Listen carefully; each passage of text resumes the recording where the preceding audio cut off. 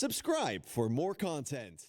Hello student, आज का जो हमारा टॉपिक है वो क्या है? सेंट्रीपिटल एक्सेलरेशन, जो कि यूनिफॉर्म सर्कुलर मोशन से ही रिलेटेड है।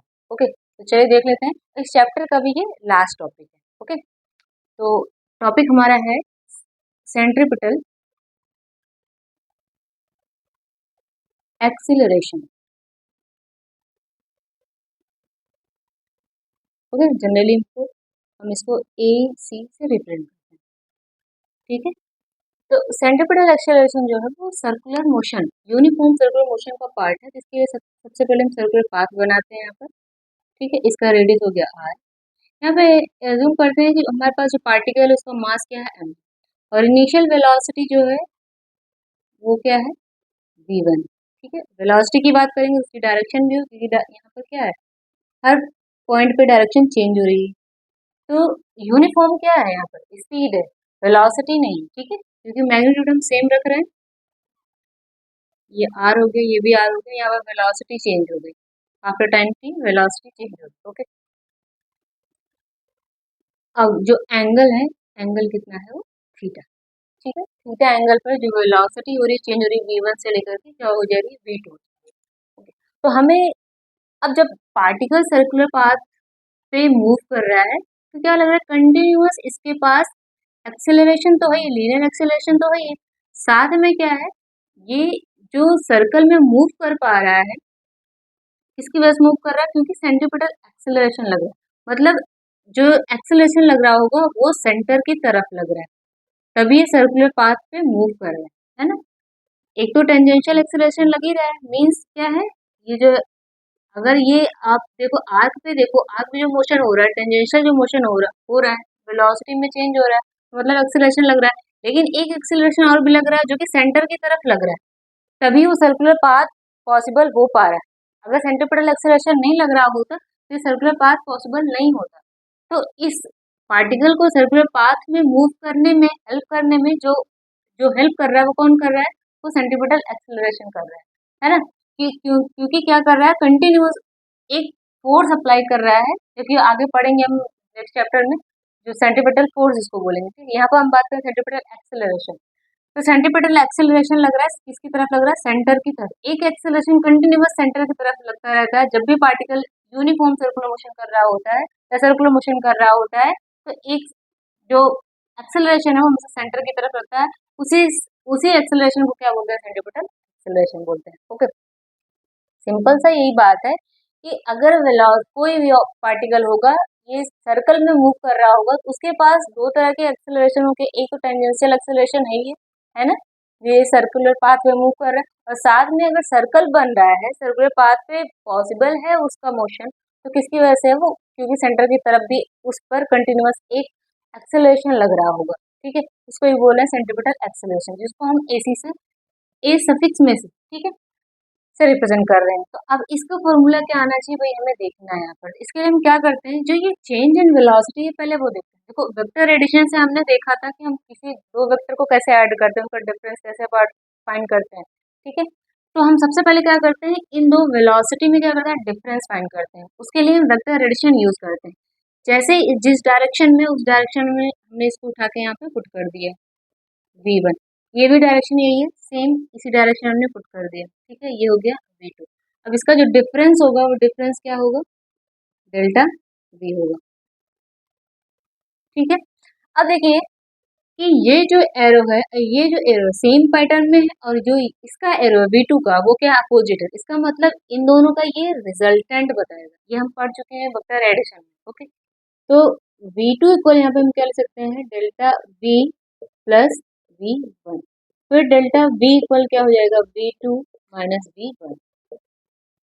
ठीक है, ये तो होगा वेलोसिटी के टर्म में, और जो एंगल है वो एंगल कितना है यहाँ पे, थीटा। सेम यही चीज यहाँ पे हमने रखी है। ठीक है, अब देखिए जो ये आर्क है यहाँ पे बन रहा है, वो आर्क कितना है, डेल्टा SO। तो यहाँ पर इसी चीज को हम बना लेते हैं फिर से, ये R हो गया, और जो ये आर्क है वो कितना है, डेल्टा S। ठीक है, एंगल वही सेम यहाँ पर भी थीटा। ठीक है, अब दोनों जो ट्रायंगल है, दोनों ट्रायंगल सिमिलर है। ये किसके टर्म में, वेलोसिटी के टर्म में, ये रेडियस और आर के टर्म में। ठीक है, तो दोनों के बीच का एंगल कितना है, थीटा ही है, और दोनों ही क्या है, सिमिलर है। तो अगर ट्रायंगल सिमिलर होते हैं तो उनके जो साइड्स होते हैं, साइड्स का रेशियो होता है वो क्या होता है, सेम होता है। ठीक है। अब एक चीज यहाँ पे और हम लिख सकते हैं कि अगर जो, जैसे हमने डेल्टा वी फाइंड किया, अगर एंगल बहुत ही छोटे, जो एंगल है ये एंगल बहुत ही स्मॉल हो, ठीक है, फॉर स्मॉल एंगल, मतलब थीटा ना होकर के क्या हो, डी थीटा हो, तो हम इसको क्या लिख सकते हैं, D V equal V two minus V one, ऐसा हम लिख सकते हैं। ठीक है। अब यही एंगल बहुत छोटा हो तो ये डी डेल्टा एस ना होकर क्या हो जाएगा, डी एस हो जाएगा, है ना, ये चीज क्या हो गया, डी एस।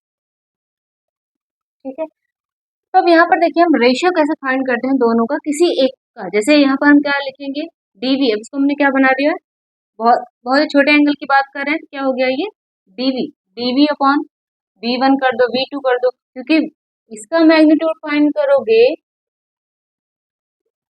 वी टू का वी वन का तो क्या आएगा, वी के इक्वल है, क्योंकि मैग्नीट्यूड तो क्या है, सेम है।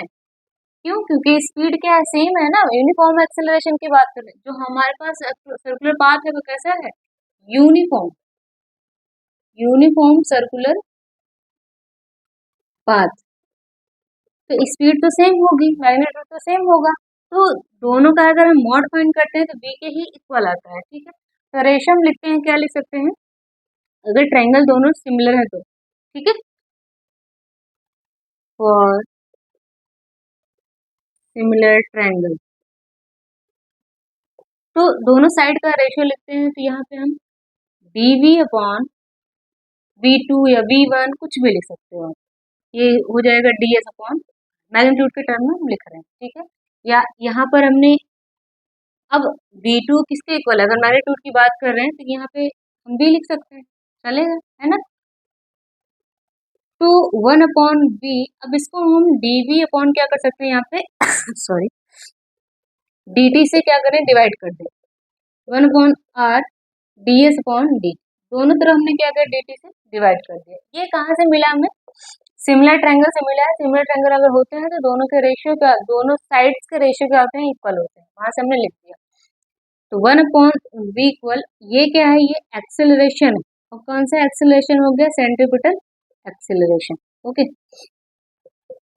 और ये क्या हो गया, v हो गया। तो यहाँ से हमें क्या मिलता है, v स्क्वायर बाय r, ये हमें फाइंड करना था।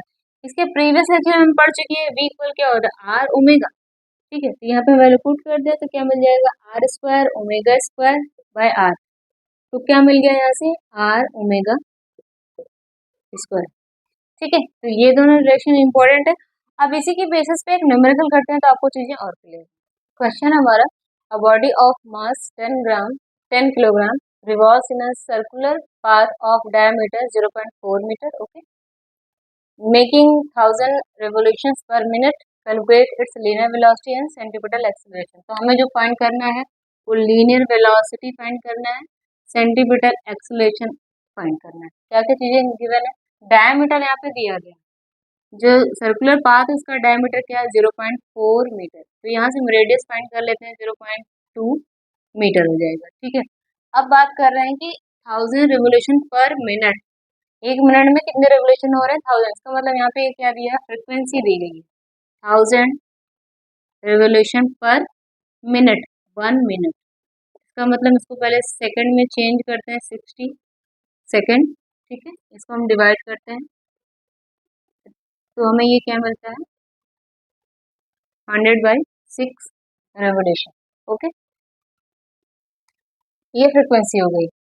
अब बात करते हैं कि यहाँ से अगर फ्रिक्वेंसी मिल गई तो ओमेगा हम फाइंड कर सकते हैं, ओमेगा क्या होता है, 2πf। ठीक है, तो यहाँ से हो गया 2πf की वैल्यू 100/6, इसको डिवाइड कर देते हैं तो क्या मिलता है, 100π/3। ठीक है, रेडियन पर सेकेंड, इसका क्या हो गया, ये यूनिट हो गई। तो लीनियर वेलोसिटी फाइंड करनी है, मेरे पास फॉर्मूला है, v इक्वल क्या होता है, r ओमेगा, तो v इक्वल r की वैल्यू यहाँ पे गिवन है 0.2 और इसकी वैल्यू है 100π/3। ओके, तो यहाँ से ये क्या मिल जाता है, 20π/3। ठीक है, मीटर पर सेकेंड। तो वेलोसिटी फाइंड हो गई है। अब बात करते हैं सेंट्रीपिटल एक्सेलरेशन की। तो सेंट्रीपिटल एक्सेलरेशन कैसे फाइंड करेंगे?